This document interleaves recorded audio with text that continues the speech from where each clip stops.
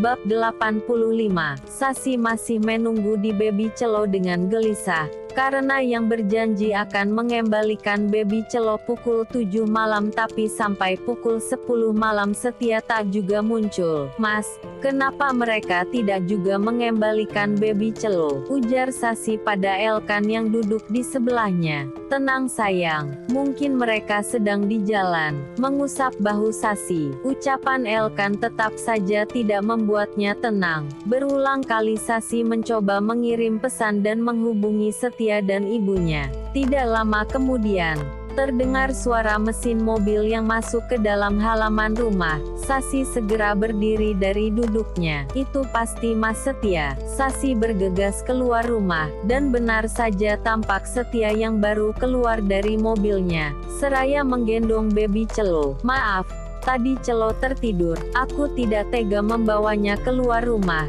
Takut ia akan bangun," ujar Setia sebelum Sasi bertanya. "Sayang." Tanpa menyahut Sasi mengambil baby mungilnya dari gendongan Setia. "Tidak apa-apa," ujar Elkan tersenyum tipis, berbanding dengan Sasi yang menunjukkan wajah masamnya. "Lain kali tidak usah terus-menerus menghubungiku dan ibuku. Aku tidak mungkin menculik anakku sendiri. Terutama ibuku," balas Setia merasa tersinggung pada sikap Sasi, yang seolah tidak percaya dengannya dan juga ibunya. Dengan wajah kesal Setia pun beranjak pergi masuk ke dalam mobilnya. Renata sudah kembali ke rumahnya, namun tidak ada yang berubah. Kondisinya tetap saja tidak lebih baik. "Dimakan sayang." Daniel menyodorkan sesuap nasi. Renata menggeleng. "Nanti kamu bisa sakit. Makanlah sedikit saja," bujuknya. Menatap sedih Renata yang seperti sudah kehilangan semangat untuk hidup. "Kamu mencintaiku kan Mas?" tanya Renata lirih. "Sayang, aku mencintaimu, sangat mencintaimu," balas Daniel menekan ucapannya. "Kalau gitu menikahlah dengan wanita lain Mas." "Sayang." Daniel berusaha sebisa mungkin menahan emosinya. Tidak habis pikir mengapa Renata kembali meminta hal itu. "Aku hanya ingin melihat kamu bahagia Mas," sela Renata. "Tapi tidak seperti itu caranya." "Lalu harus seperti apa?" "Aku harus melihatmu merawat aku dan meninggal gitu saja." Air mata Renata mulai terjatuh. "Aku pun sangat mencintaimu. Oleh sebab itu aku ingin melihat pria yang aku cintai bahagia sebelum aku pergi," bujuk Renata, meraih tangan Daniel. Daniel menggelengkan kepalanya. Permintaan Renata tetap saja terdengar gila untuknya. "Aku mohon, Fiona sangat mencintaimu. Aku yakin dia bisa membahagiakanmu." Daniel semakin tidak habis pikir Renata tetap membujuknya untuk dekat dengan Fiona yang tidak lain rekan kerjanya sendiri. Bahkan Daniel tidak sedikit pun tertarik pada perawat muda itu. "Sudahlah, jangan dibahas lagi. Sekarang makanlah." Renata mengeleng. "Tidak, aku tidak mau makan sebelum kamu menuruti permintaanku." Daniel menghela nafas kasar. "Baiklah, aku akan menuruti permintaanmu." "Benarkah?" Menatap Daniel antusias. "Kamu mau mencoba dekat dengan Fiona?" Daniel mengangguk pelan sebagai tanda setuju. "Baiklah, aku akan menghubungi Fiona. Malam ini kalian akan makan malam bersama, dan setidaknya kamu harus menghabiskan waktu 2 jam dengannya Mas." Daniel pun kembali mengangguk. Mungkin ini adalah hal terbodoh yang pernah dilakukannya selama hidup. Tapi hanya itu satu-satunya cara agar semangat hidup Renata kembali muncul. Renata pun segera meraih ponselnya dan menghubungi Fiona. "Sekarang makanlah." Renata tersenyum, menerima suapan demi suapan dari suaminya. Senada dengan Daniel, mungkin ini hal terbodoh yang pernah dilakukan oleh seorang istri. Tapi Renata tetap pada keinginannya, ingin melihat Daniel bahagia sebelum ia benar-benar pergi.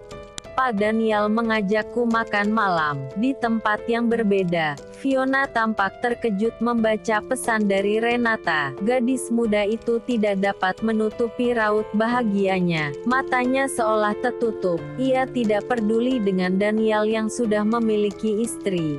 Fiona hanya berharap Daniel perlahan-lahan bisa mencintainya. Tanpa pikir panjang, Fiona pun segera membalas pesan dari Renata, dan mengatakan jika ia mau untuk makan malam dengan Daniel. Malam itu Fiona segera bersiap memakai pakaian terbaiknya. Tidak lupa memoles wajahnya dengan make up. Fiona yang masih merias diri, melirik jam dinding yang sudah menunjukkan pukul 8 malam. Astaga, aku sudah terlambat.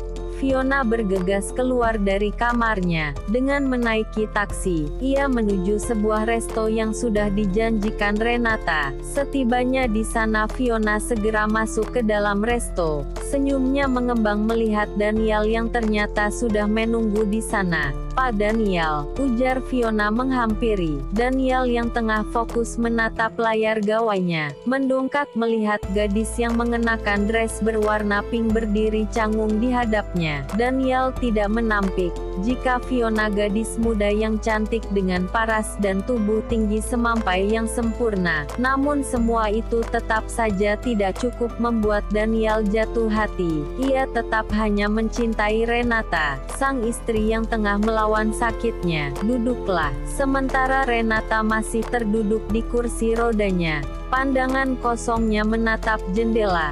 Pikirannya tetap menerka-nerka apa yang tengah dilakukan Daniel dan Fiona. Mereka mengobrol dengan akrabkah? Renata mengusap air mata yang menetes di sudut matanya, menyaksikan Daniel yang berpakaian rapih untuk menemui wanita lain. Tetap saja membuatnya sedih.